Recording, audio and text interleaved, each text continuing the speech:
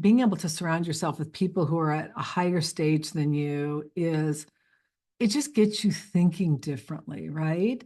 Some of the lessons I learned on budgeting from millionaires is mind-boggling because most of us, when we're not millionaires, think like if we become a millionaire, oh, it'll be great because we don't have to save money. Nothing could be further from the truth. Those of us that are multimillionaires because we're so good at budgeting. Hi, I'm Annette Bau, host of the Wealth Inside and Out podcast and founder of the Millionaire Insider. My mission is to help you simplify the money game so you can create a financially secure and fulfilled life without having to have a PhD or spend countless hours on your finances. You're going to learn how to think like a millionaire, stop worrying about money and wondering if your financial house is truly in order, and instead spend your time doing what you love. With over 3 decades advising 7, 8, and even 9-figure millionaires, and now joining that elite group, I'm in a unique position to help you make the best financial choices so you can create a secure financial future and retirement you love. This is the Wealth Inside and Out podcast. Today, we're diving into millionaire budgeting tips when you hate budgeting. Some of the things I'm going to share with you today are some not so common habits that I've learned working with millionaires. These are some of the habits that have changed my life, and they can change yours too.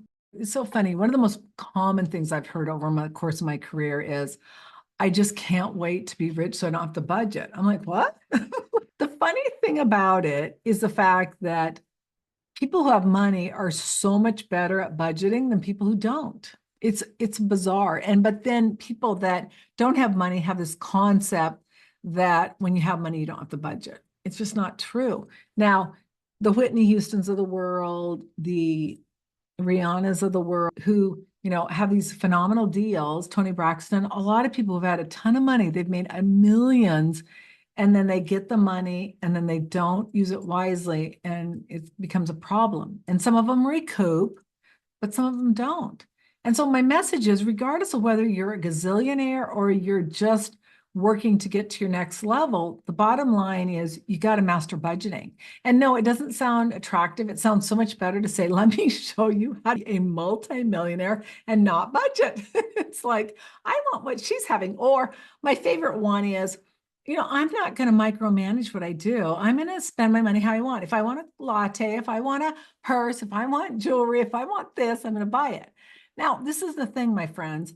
You can go buy a latte. I'm not concerned about the occasional latte. What I'm concerned about is the latte, the designer purse, the designer boots, the designer whatever else, the jewelry, all these things. Those things add up. And what they end up equating to is broke. When you're making money, a lot of people like make money, spend money, make money, spend money. It's such a dopamine loop, right?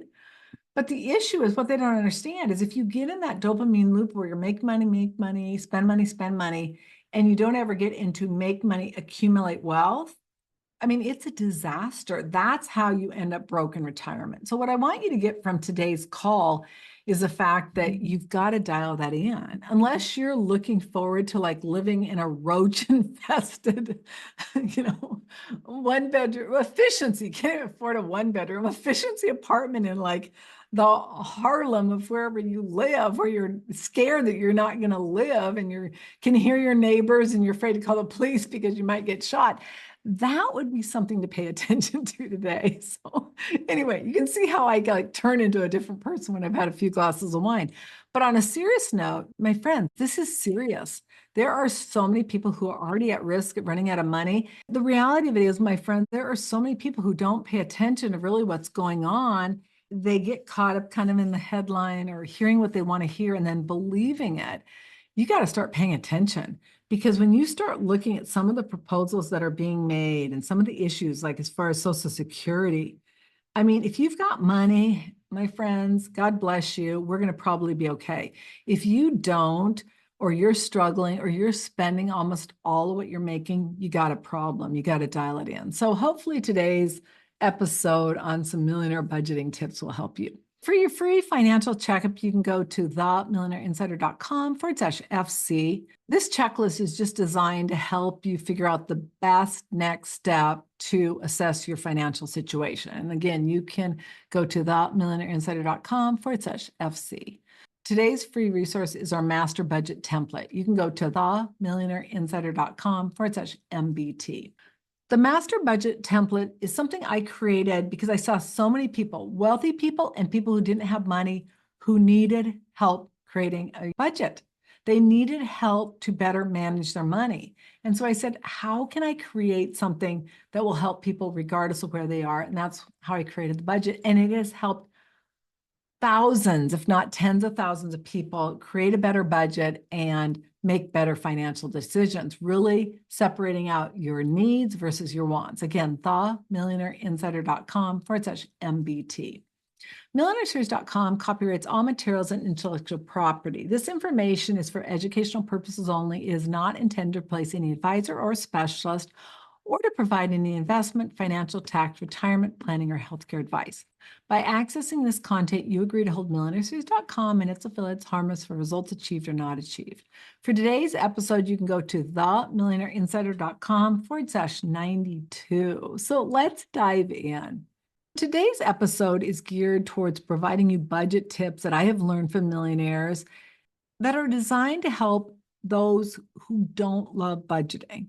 I mean, many of us don't love budgeting, and I'm not really great at budgeting. In fact, I remember a few years ago when I started my YouTube channel, and I'm like, I don't even really know, like dialed into our different LLCs. Like somebody goes, how much do you pay in water? 5 properties.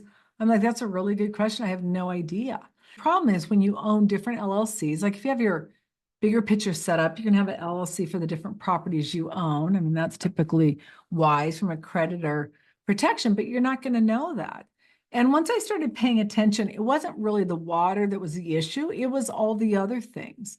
I actually do a lot of our accounting from a standpoint of downloads. Like I do the downloads. And why do I do the downloads? It's not because I love it. It's not because I don't want to delegate it. But what I found for years, I delegated. And what I found is they missed so many issues where we were like double billed or where it was like fraudulent charges. I mean, like thousands of dollars. When you have a lot of different entities, you got to know what's going on. And if I see transactions coming in that I don't recognize, I'm able to go to whomever is paying that bill and find out, okay, did you charge something? What was it? And make sure it's legitimate. So I find that I spend less time than when I had someone else and I was trying to oversee it. And a lot of times what would end up happening is I wouldn't do it. So again, you got to look at what works for you. But what I encourage you to do is even if you are delegating anything in your finances, you can't abdicate it. And I look at a lot of people like, oh, I have so much free time. If you have a multi-million-dollar estate and you have multiple properties, meaning multiple investment accounts, multiple real estate properties, and you've got a complicated situation, you've got to be dialing it in. I mean, it's taking you 10 to 20 hours a week to pay attention to that. If you're not, then I guarantee you that there are mistakes that are being made. And I recently was listening to a podcast, and this woman, very successful, big influencer, and in one episode, she is losing about $50,000 a month from one thing she shared. That's what I'm talking about. You got to be dialed in. And if you're not dialed in, you got to get somebody that is. All right. So today we're diving into some of these millionaire budgeting tips. Sometimes budgeting can feel like a chore, especially when you're tracking like every penny or obsessing over spending categories, like, oh, that's in the wrong category. And you're like, wait a minute. The great news is that there are plenty of ways you can manage your money without diving into all these spreadsheets and receipts and things that just cause you to go into overwhelm and stress. What I want to dive into today are some simple concepts that actually make the process enjoyable and manageable for you. So the first step is to create a financial plan that includes your retirement, your investment, your estate, and your tax plan. Today, we're going to dive into 3 budgeting tips that can help you better manage your money. Even though we're talking about budgeting, that does not replace your big picture plan. You can have problems, big time problems downstream if you don't have a big picture plan. And a lot of times people don't want to create a big picture plan for whatever reason. You got to. You should always, always, always have at least 3 to 12 months in an emergency reserve, depending on your situation. I have a lot of money right now in cash. Part of it I had in cash just because we're building this house. And the other part of it is now, just because of what's going on, I mean, there's just a lot of concerns. There's a lot of concerns about what's going to happen moving forward. And so I love having cash. That said, you've got to figure out your situation, make sure you have enough cash so you don't have a problem. The first thing you got to do is save for retirement. You need to determine how much money you're going to need in retirement based on your situation and based on what you think you can earn. You want to invest this amount before you spend any money. If you have money left over, then you can treat yourself, but not before that. If you don't, you got to focus on getting either a raise or a second job and save as much money as you can and only spend money on what you need. One of the things my husband and I were talking about was the fact that in the event the economy drops, stock market dropping, not being able to reduce gas prices or egg prices or things like that. The bottom line, there's a lot of uncertainties. And if we start going into tariffs or we start diving into massive deportation, it's going to impact all of us, right? And if you have money, you're probably okay. If you don't, it's probably a problem. But the point being is that you've got to be paying attention to your money and the decisions you're making. When you're not aware of where you're spending money on needs versus wants, it's a problem. So we got to be clear on that. You got to make sure that you really are clear on what you need from a basic bare bone standpoint and then what you want from a standpoint as far as discretionary spending. All right, number two, you got to spend cash for discretionary spending. This is your wants. So what I recommend is that you take cash for things like dining out, entertainment, or shopping. When it's gone, it's gone. If you have a problem with spending, do it for the week. If you can do it for the month, great. What you're going to find is that this forces you into limiting your spending for those extra things you don't really need. Pay all required needs like your mortgage, your rent, your utilities, essential food, insurance, taxes from your checking account. I find that to be really powerful. And then what you can spend as far as your wants is with your cash. By limiting yourself to cash, you're going to be much more mindful on your spending and more likely to avoid overspending or making unnecessary purchases. Plus, it's an easier way to keep track of spending without tracking each transaction. I mean, that would drive most people crazy. Some people are like, oh, I budget everything. And I'm like, okay, well, clearly you don't have money and don't have a bunch of properties because you couldn't do that, right? I mean, it's a full-time job. I do our accounting. I try to do it every month, but I got behind and I did it in a quarter. It literally took me 2 days. People say, delegate it, delegate it, delegate it. I did for years, and it was a problem. And I actually end up spending more time than I do now. Like literally, it was like double the time. So you got to figure out what works. Now, granted, that's my jam. Money is my jam. So, I get it. But at the same time, you just got to make sure you're paying attention to that. A lot of people aren't paying attention to that. It's a problem. The physical act of using cash can actually help you feel more conscious and connected to your spending. While credit and debit cards make it easy to just swipe that transaction without a second thought, when you spend cash, it makes you more aware of where your money is going. And then when the cash is gone, you're at a natural point not to spend more. Now, I share the concept with you. Years ago, I went to the store to make a point and I had $200. And I got to the checkout counter and the woman's like, are you okay? I'm like, do I look okay? I was sweating, like sweat is dripping down me. I don't really know. I know sometimes avocados are like $1, maybe even $1.50 each, which seems really expensive. We eat a lot of avocados. But literally, I have no idea like how much tomatoes are.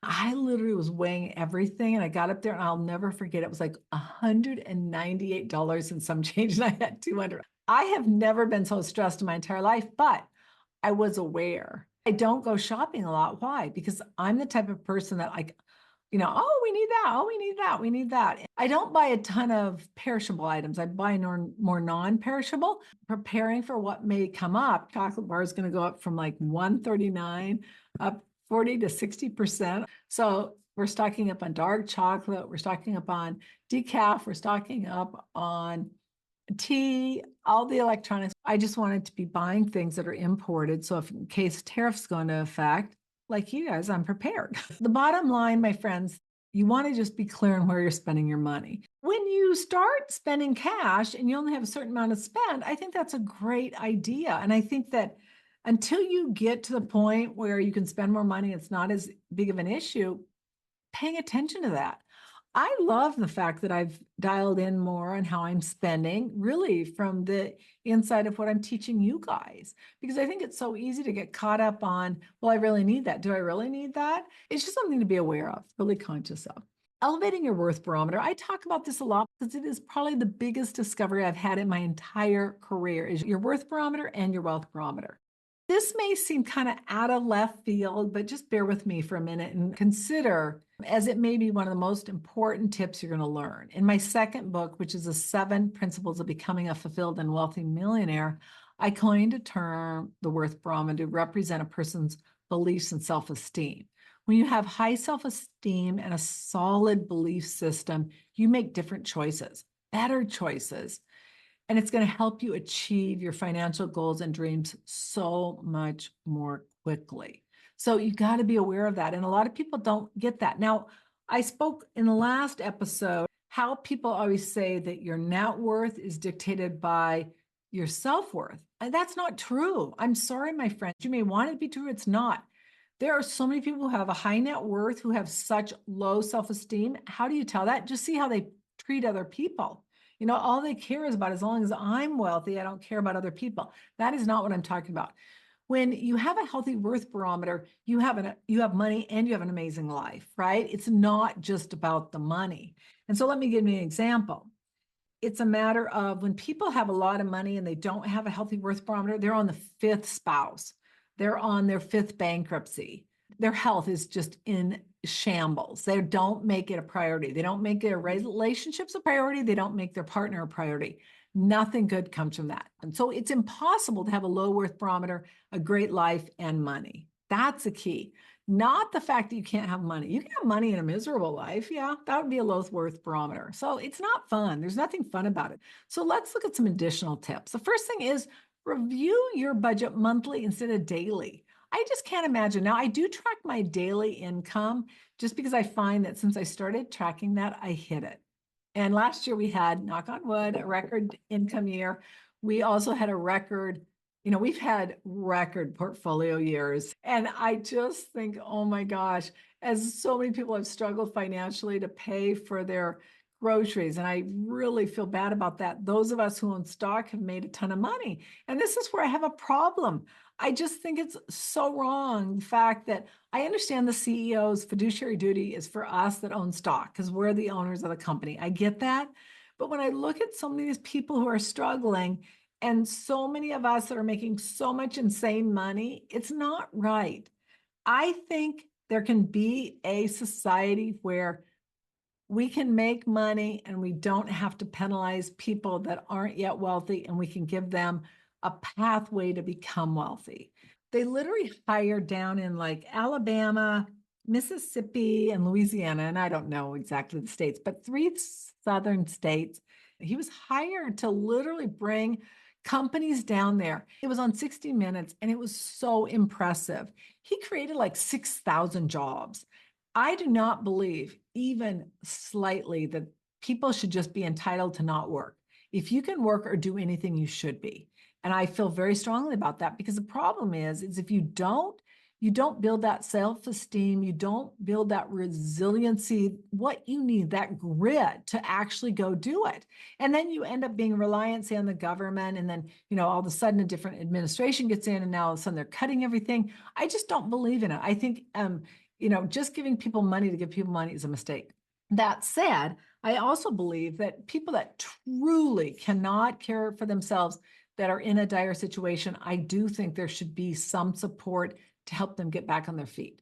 But I think the issue is to really look at what you can do as far as your money, your life, and then really make the decisions to make the best choices so that you can get to that next step. A daily budget routine oftentimes can feel overwhelming, especially if you don't like tracking every single expense. I would go crazy. I do, as I mentioned, my income, but not all my expenses. Instead, I recommend that you make a monthly budget and then just do check-ins. And that lets you reflect on the last month, adjust your budget if needed, and then set new goals for the following month. I recommend that you use this opportunity to adjust your spending limits and set new saving goals. So you should be saving, first of all, for your emergency reserve, 3 to 12 months. Now, if you don't have a ton of money, probably 3 to 6 months, but once you have more money, you may do more. You got to look at that. And really, ideally, you are consulting with a qualified advisor to make that decision.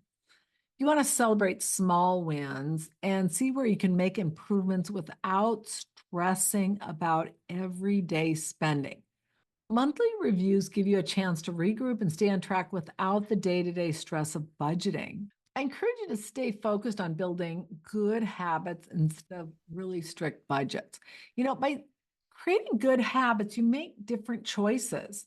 So instead of focusing in solely just on budgeting limits, aim to build good habits.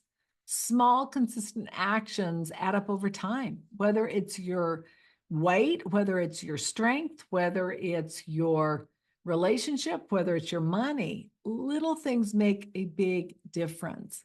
Over time, it makes it easier to save and manage money without relying on a strict budget.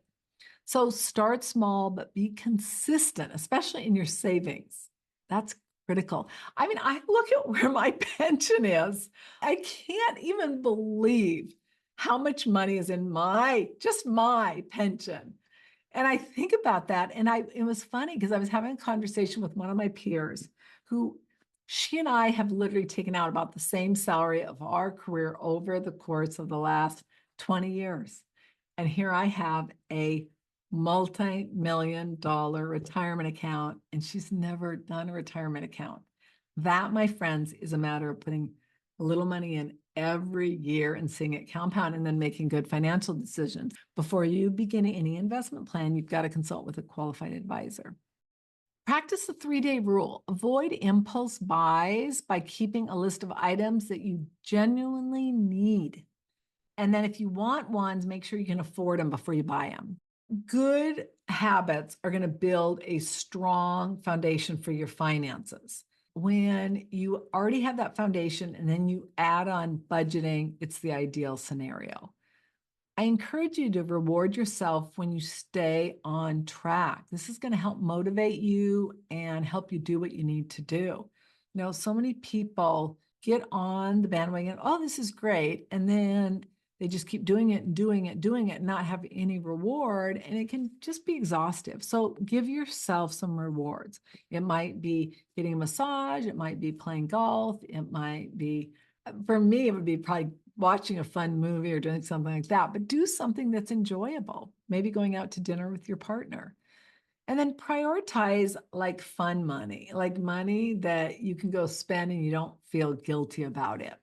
One of the things that we love to do is we like to go out just to fun places to eat dinner. And our kids love it too. And so a lot of times what we'll do is we'll take our kids out to dinner, or we'll go out to dinner, me and my husband.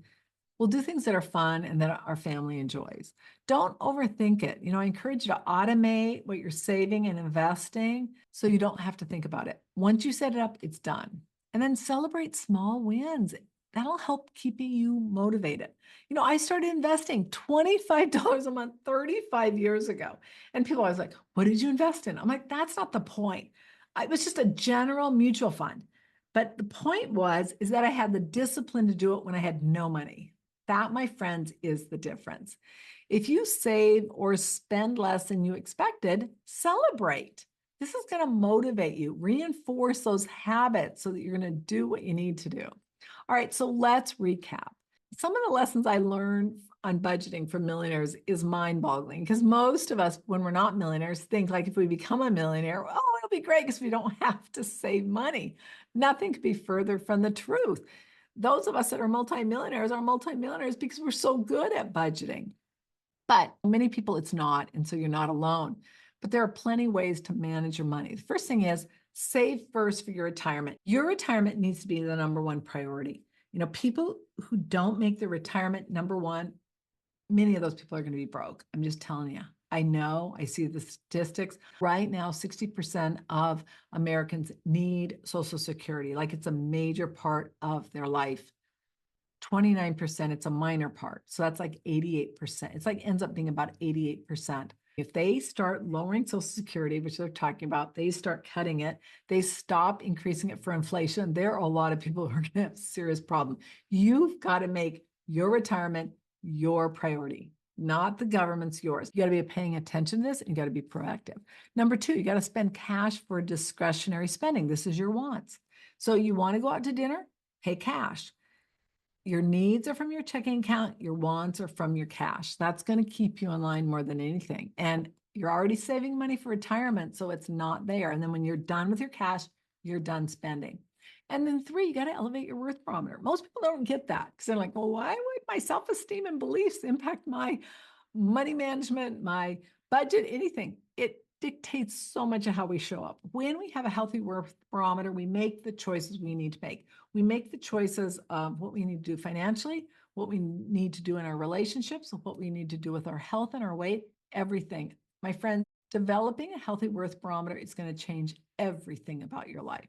Some other tips. You want to automate your savings. You want to simplify how you track your expenses. I encourage you to try different strategies and see what works for you.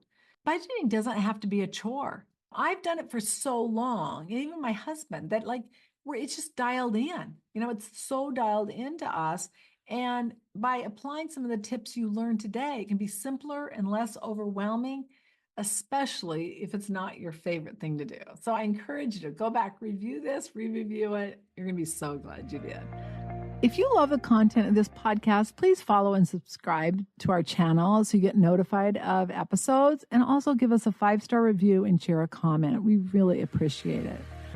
Congratulations on taking another step to create a financially free life you love. If you're not sure about your financial future or that it's in order, or you are ready to stop worrying about money, or possibly the fear of becoming a bag lady, ending up broke in retirement, or you simply are ready to know your financial house is in order so you can have a bright financial future, please go to themillionaireinsider.com/NSF. And that doesn't stand for non-sufficient funds. It stands for next step finance. It's the next best step of what you need to do so you can avoid an NSF notice in your future. Again, themillionaireinsider.com/NSF. The number of women who were not broke or poor while working or married is staggering. The entire mission of the Wealth Inside and Out podcast is to ensure you have the information for you, your family, your friends, anyone who's willing to listen to it and apply it so that you can create a financially free life you love. Again, themillionaireinsider.com/NSF. Until our next episode, take one action that will help you create a financially free life you love. I'm Annette Ba'u, your host. All international copyrights are reserved. Bye for now.